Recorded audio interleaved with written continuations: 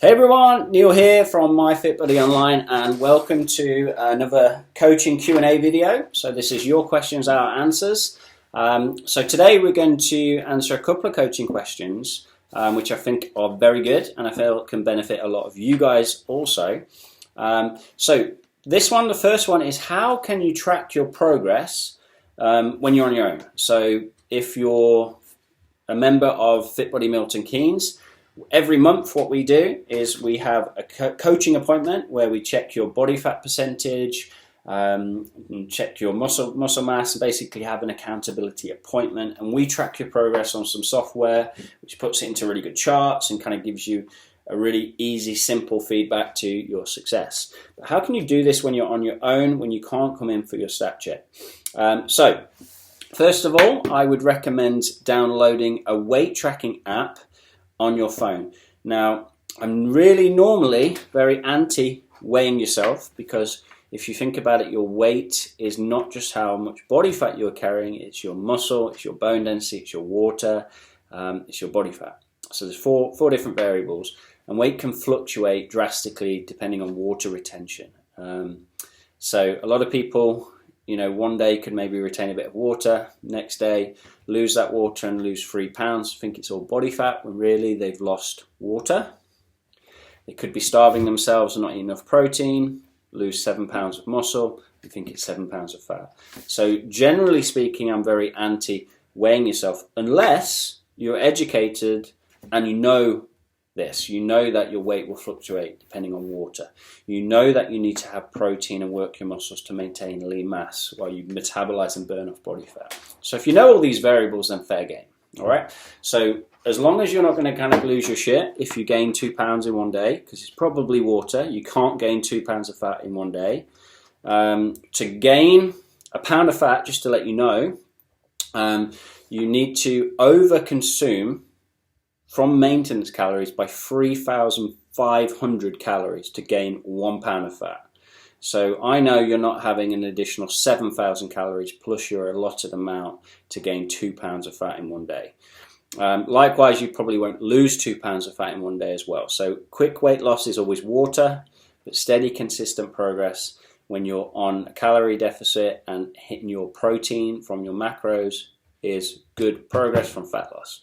So having the weight loss tracking app is pretty good. Now, the one I would recommend, I'm just pulling it up on my phone for you, is,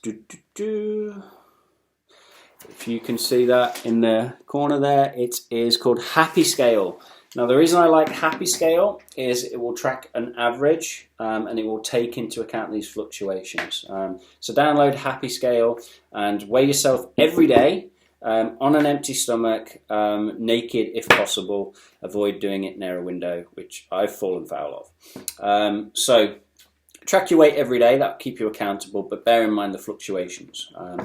So then the next thing you can do is measurements. Now, measurements are great because measurements will see how many inches you're losing from your waist, from your chest, from your arms, from your legs.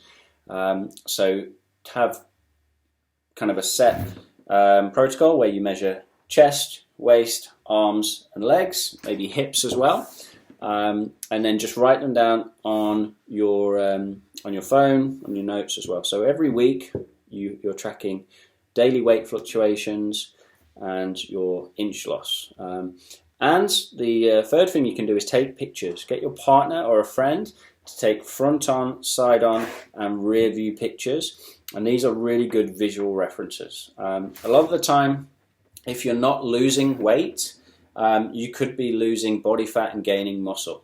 And this is a really good way of seeing that, seeing your shape change, how your body looks in clothes. Your weight might not go down too much because you might be building the muscle and burning the body fat. So there's 3 ways there of how you can track your progress at home without a body fat scale.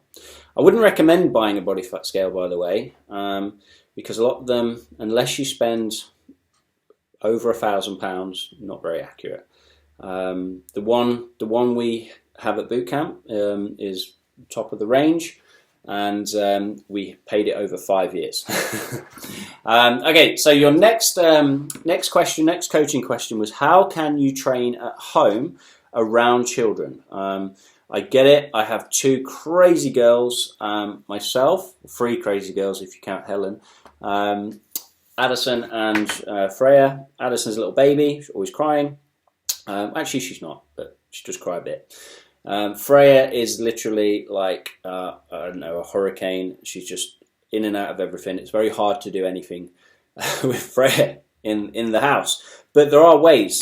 The way that I like is to include your children in your workout. So make it a family thing. I've seen a lot of people on the Zoom call actually getting their kids to train as well, which I think is great. You can use, I use Freya, like I lift her above my head, I do the rows, I squat with her. Like, I haven't used her as a kettlebell yet, but I might try that. But you can really get your kids involved, and it can be a really good bonding experience for the whole family, is to get your kids involved. Don't think that you've got to exclude them. Get them in the room, get them involved. It'll be good for them as well. Freya's not even 3 yet, and she knows more exercises, different kind of squats, get-ups. She knows all the names of the exercises, more so than most 30-year-olds, and she's not even 3. So we've kind of exposed her to exercise and a healthy way of living early on, and hopefully, fingers crossed, that's going to stand her in good stead for the rest of her life. So be that role model, be that leading light for your children. Another way, and this is what Helen does a lot, is what we call a micro workout. Now, a micro workout is basically a mini workout where you have a list of exercises that you want to complete in a day. So say, for instance, there's 10 different exercises. Say the first one is 10 push-ups. You can maybe do 2 push-ups when you walk into the kitchen. An hour later, do another 2 push-ups. So you're still getting that. Obviously, it's not going to be as beneficial, but you're still getting that volume, that work in throughout the day. So every hour, you could maybe spend, I don't know, 5 minutes doing some of your workout. And then over the course of the day, you've completed that full list of 10 exercises. So that's a micro workout. So getting the kids involved, making it a game, making it fun, making it a micro workout if you're really busy. There are ways that you can kind of get that done. Another one is maybe wait until everyone's gone to bed or get up early yourself to do that. That's kind of extending the day, bookmarking the day. So they're my tips on staying accountable, tracking your progress, and how to kind of work out with kids and getting things done despite all these different things that we challenge with. So I hope that's been informative. I hope you've enjoyed that video. Keep these questions coming in, and we'll pick 2 or 3 questions per video. And let me know if you want a shout out in the questions. No one's wanted a shout out yet. Everyone wants to remain anonymous. That's fine too. But I've waffled on enough now, almost 10 minutes, which is that cutoff point for videos for people to want to watch them. So I will speak to you soon. Keep training, keep working out hard, and let me know if I can help in any way. Bye-bye.